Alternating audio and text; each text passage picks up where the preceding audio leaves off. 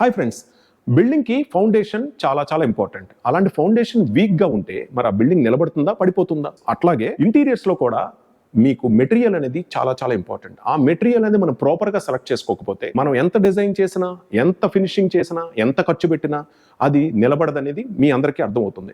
So అలాగే అసలు ఇంటీరియర్స్లో ఏమేమి మెటీరియల్ వాడతారంటే particle board and plywood board and block board and MDF board and HDHMR board. ఈ బోర్డ్స్ అన్ని కూడా వుడ్ రిలేటెడ్, అంటే చెక్క జాతికి సంబంధించినవి. అంటే మనం రకరకాల అప్లికేషన్స్లో ప్రైస్ రేంజ్ని బట్టి మనం వాడినప్పటికీ ఇవన్నీ కూడా థర్మైట్ ప్రూఫ్, అంటే చెదలకి ఆగవు, వాటర్ ప్రూఫ్కి ఆగదు, అండ్ అలాగే ఫైర్ ప్రూఫ్ కూడా కాదు.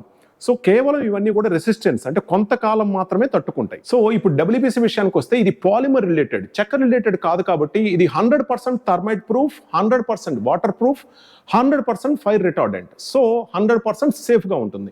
మరి దీని విషయానికి వస్తే స్క్రూ కెపాసిటీ బయట పుకార్లుగా చెప్పుకుంటారు, ఖచ్చితంగా అది నిజం కాదు. ఎందుకంటే డూప్లికేట్ WPCలు బయట దొరుకుతున్నాయి, దాంతో కంపేర్ చేస్తే మీరు విన్నది నిజమే. కానీ ఒరిజినల్ WPC మన స్పేస్ డిజైన్స్లో మాత్రమే దొరుకుతుంది. ఈ ఒరిజినల్ WPC తీసుకుంటే life time fire proof, water proof, thermite proof, screw capacity కూడా చాలా బాగుంటుంది. మీరు చూసారు కదా ఇప్పుడే స్క్రూ కెపాసిటీ ఎలా ఉంటుందో. సో ఫైనల్లీ చాయిస్ మీది, సర్వీస్ మాది. మీరేమంటారు? We've been waiting for so long.